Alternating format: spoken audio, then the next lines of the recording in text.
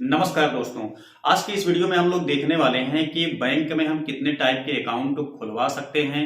ये जो अकाउंट होते हैं उनकी विशेषताएं क्या हैं, कैसे आप इस अकाउंट का फायदा ले सकते हैं। तो सभी टाइप के अकाउंट के विषय में आज के इस वीडियो में हम लोग डिटेल बातचीत करने वाले हैं। तो ये वीडियो आपके लिए काफी ज्यादा इंपॉर्टेंट होने वाली है, इसलिए इसको मिस मत कीजिएगा। क्योंकि जब हम बैंक के अकाउंट के विषय में जानते नहीं रहते हैं तो उसके हम फायदे भी दोस्तों नहीं ले पाते हैं। दोस्तों यहाँ पे देखा जाए तो टोटली आप लोग बैंक में 4 टाइप के अकाउंट खुलवा सकते हैं, जिसमें से कि पहला आपका आता है यहाँ पे सेविंग अकाउंट। ठीक है, सेविंग अकाउंट जो होता है दोस्तों, इसको ओपन करवाने के लिए क्या व्यवस्थाएं होती है, इसका हिंदी नाम क्या है, सारी चीज मैं आपको यहाँ पे बताने वाला हूँ। देखिए, जो सेविंग अकाउंट होता है दोस्तों, इसको कहते हैं हिंदी में बचत खाता।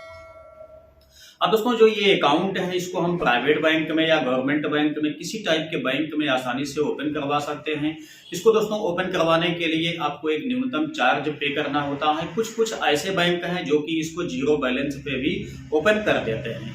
इसमें दोस्तों खाता खुलवाने से फायदा आपको ये मिल जाता है कि आपको इसमें 4 से 6% का यहाँ पे इंटरेस्ट मिल जाता है एनुअल के हिसाब से, जो कि अलग अलग बैंकों का यह इंटरेस्ट रेट आपके लिए अलग अलग होता है। इसमें दोस्तों इस अकाउंट में पैसे को जमा करने के लिए देखा जाए तो महीने में कितने टाइम आप पैसे को जमा कर सकते हैं, इसके लिए कोई लिमिटेशन नहीं है। आप चाहें तो डेली का डेली आप इसमें पैसे को डिपॉजिट कर सकते हैं। बट यहाँ पे दोस्तों पैसे को विड्रॉ करने के लिए मंथली में कुछ आपको लिमिटेशन मिलती है। उसी लिमिटेशन के तहत ही पैसे को आप यहाँ से विड्रॉ कर सकते हैं। अगर आप लोग उससे ज्यादा का पैसा विड्रॉ करते हैं तब दोस्तों इसमें आपको कुछ चार्ज भी पे करना पड़ता है। साथ ही साथ अगर इसमें आपका टोटल अमाउंट जो है वह एक साल में 10 लाख हो जाता है या 10 लाख से ज्यादा हो जाता है, तब आपको यहाँ पे इनकम टैक्स भी पे करना पड़ता है। अगर 10 लाख से कम होता है अमाउंट, तब आपको इसमें कोई भी इनकम टैक्स पे करना नहीं होता है। ठीक है, तो जब चाहे तब इसको आप लोग ओपन करवा सकते हैं। दोस्तों यहाँ पे जो आपका सेविंग अकाउंट होता है उसमें मिनिमम बैलेंस मेंटेन करने की आवश्यकता पड़ती है। अलग अलग बैंकों का या मेंटेनेंस चार्ज भी अलग अलग होता है, जो कि देखा जाए तो आपका 500 से लेकर के 10,000 रुपए तक यहाँ पे रखे जाते हैं। कुछ में इससे भी ज्यादा हो सकता है। अब हम यहाँ पे बात करते हैं दूसरा वाला अकाउंट की। दोस्तों ये है आपका करेंट अकाउंट, जिसको कहते हैं चालू खाता। ठीक है, चालू खाता के विषय में आप लोग शायद अच्छी तरह से नहीं जानते होंगे, तो आज के इस वीडियो में टोटली आप लोग यहाँ पे चालू खाता के विषय में जान जाएंगे। दोस्तों यह जो अकाउंट होता है या बिजनेस पर्पज का अकाउंट होता है। अगर आपके अकाउंट में दोस्तों सैलरी आती है या आपके पास कोई कंपनी है, कोई संस्था है, ठीक है, या पर्सनल आप अपने लिए भी चाहते हैं वो अकाउंट ओपन करवाना, तो इसको आप लोग ओपन करवा सकते हैं। इसमें आप लोग बिजनेस पर्पज में डेली का डेली जितना चाहे उतना जमा कर सकते हैं, जितना चाहे उतना आप लोग यहाँ पे विड्रॉ कर सकते हैं।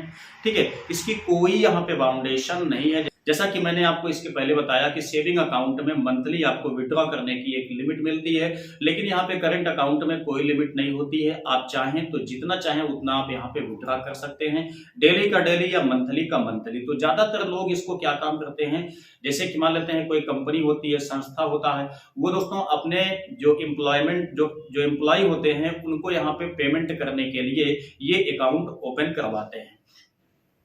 अब दोस्तों यहाँ पे बात करते हैं तीसरा जो अकाउंट आता है उसको कहते हैं RD account, recurring deposit account. इसको हिंदी में कहा जाता है आवर्ती जमा खाता। दोस्तों इसमें क्या होता है कि आप लोग तिमाही या प्रत्येक मंथ के हिसाब से इसमें बैलेंस को फिक्स कर सकते हैं, मतलब डिपॉजिट कर सकते हैं। इस पे आपको अच्छा खासा इंटरेस्ट रेट भी मिलता है। हाँ, इसके पहले मैंने आपको बताया जो आपका होता है चालू खाता यानी कि जो करंट अकाउंट होता है दोस्तों, उस पे आपको इंटरेस्ट बिल्कुल भी नहीं मिलता है। ठीक है, तो यहाँ पे जो आपका आरडी अकाउंट है इस पे आपको अच्छा खासा इंटरेस्ट भी मिलता है, लेकिन ये आपका मंथली या तिमाही या छमाही जैसा आप चाहें वैसा दोस्तों यहाँ पे आप लोग इंस्टॉलमेंट बना करके अपने अकाउंट में पैसे को डिपॉजिट कर सकते हैं। हाँ, कभी आपको आवश्यकता भी पड़ती है आपको इस अकाउंट को तोड़ने की, तो भी आप इसको तोड़ करके अपना पैसा विड्रॉ कर सकते हैं। लेकिन इसमें आपको जो इंटरेस्ट आपका टोटल मेच्योरिटी के बाद मिलने वाला होता है वह इंटरेस्ट दोस्तों बैंक जो है वो कम कर देती है आपका, तब आपको बैलेंस देती है। अब यहाँ पे चौथा अकाउंट आता है जिसको कहते हैं FD account, fix deposit account. इसको कहते हैं हिंदी में सावधि जमा खाता।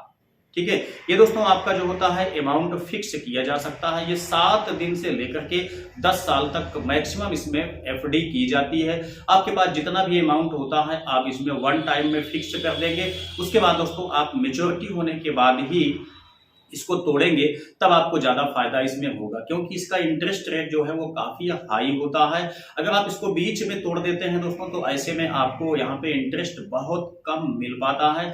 जो इसका इंटरेस्ट रेट है दोस्तों वो भी अलग अलग बैंकों का अलग अलग होता है। देखिए, जो गवर्नमेंट बैंक है जैसे आपका SBI हो गया, बैंक ऑफ बड़ौदा हो गया, पंजाब नेशनल बैंक हो गया दोस्तों, ये सब बैंकें जो होती हैं काफी आपको कम यहाँ पे इंटरेस्ट रेट पे करती हैं। लेकिन वहीं पे जैसे आपका हो गया प्राइवेट बैंक, HDFC बैंक हो गया, IDFC हो गया, ICI हो गया, ठीक है, ये सारी बैंकें दोस्तों जो हैं वो प्राइवेट बैंक हैं। तो प्राइवेट बैंक दोस्तों आपको यहाँ पे ज्यादा रेट में इंटरेस्ट पे करती है। लेकिन हाँ, इतना आप जानते रहिए कि सभी बैंकों का जो बॉस है दोस्तों वो कौन होता है? RBI होता है। RBI के कंट्रोल में ही ये सारी बैंकें आपकी ऑपरेट होती हैं। तो उम्मीद करते हैं कि आज आप लोग यहाँ पे सभी टाइप के अकाउंट के विषय में अच्छी तरह से वाकिफ हो चुके होंगे। उम्मीद करते हैं कि वीडियो आपको निश्चित ही पसंद आया होगा। वीडियो पसंद आया है तो लाइक कीजिए, अपने दोस्तों में भी शेयर कीजिए। चैनल पर पहली बार आए हैं सब्सक्राइब करके बेल आइकन को भी दबा लीजिए।